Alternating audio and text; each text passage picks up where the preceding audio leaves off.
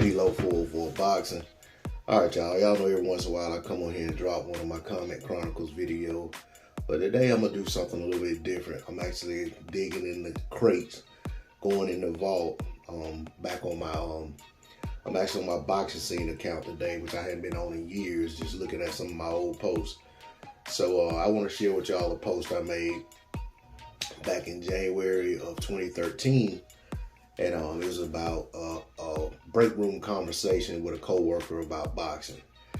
And my title, I started off saying that casual, uninformed boxing fans can be annoying. So here's the post. It says, I was at work yesterday, and in the break room, one of my coworkers started talking about the Pacquiao knockout loss to Juan Manuel Marquez. Well, eventually, as usual, the discussion shifted to Mayweather and how he hasn't fought anyone in his whole career, and that's why he's undefeated. He also stated that Floyd should fight Marquez since Marquez just beat Pacquiao.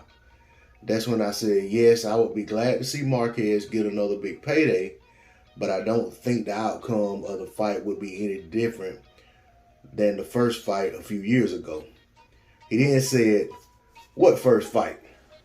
And after I told him about the first fight and how Floyd pretty much won every minute of every round of that fight, he said, well, back then Marquez wasn't established as a good fighter. And I said, you're absolutely right. Marquez was already established as a great fighter. But Floyd was and would always be a bad matchup for him stylistically. Well, he went on to trash Floyd some more, and then talked about how the two Russian heavyweight brothers are bad for boxing, etc. And that they haven't fought anyone either. And I go on to say, it's baseless, idle chatter like that from clueless part-time boxing fans whom only watch marquee fights that really get under my skin.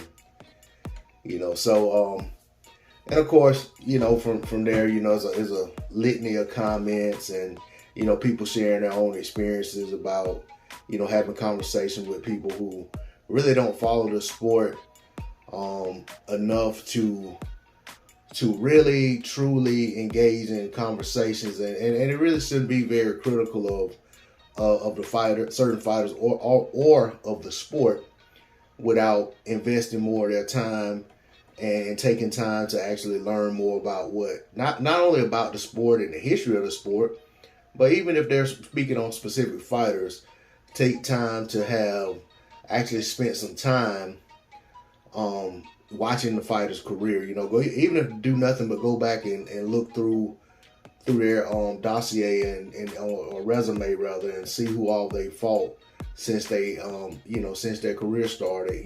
So you don't sound crazy talking about they need to fight this person or that person. They've already fought the person.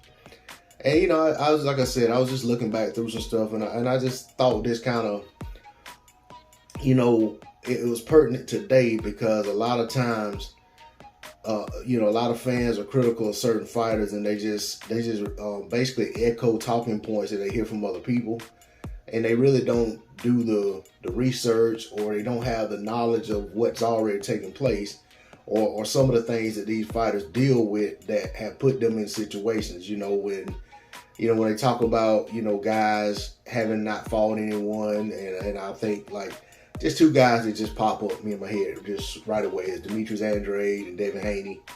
But then they don't look at who these guys actually fought, and at the time, they fought them, and the circumstances around why they fought these people. And, even think about like Canelo gets all the credit in the world for beating Billy Joe Saunders at 168, and Billy Joe Saunders did nothing in the division. But when it picked up not Darius Mikucheski. He went and picked up Zero Ramirez's old belt for being basically, in a setup fight. But Andre was supposed to fight him, and he failed a drug test at 160, and that's how Andre ended up fighting for his vacant belt when they were supposed to be fighting.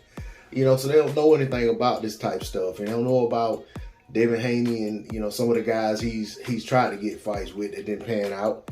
And I'm not saying everything is always the other guy's fault for anyone, but I'm saying give these guys credit for for trying to get fights and acknowledge that people are openly saying they don't want to fight certain guys, you know?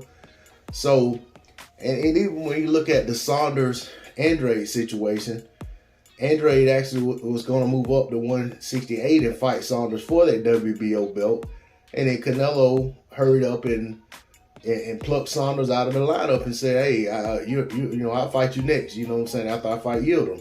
So that, you know, basically knocked Andrade out of the equation because Canelo did not want Demetrius Andrade to go up there and pick up that belt and be in his way for Undisputed again. Canelo had already shown that he's willing to give up his pursuit of Undisputed to stay away from Demetrius Andrade.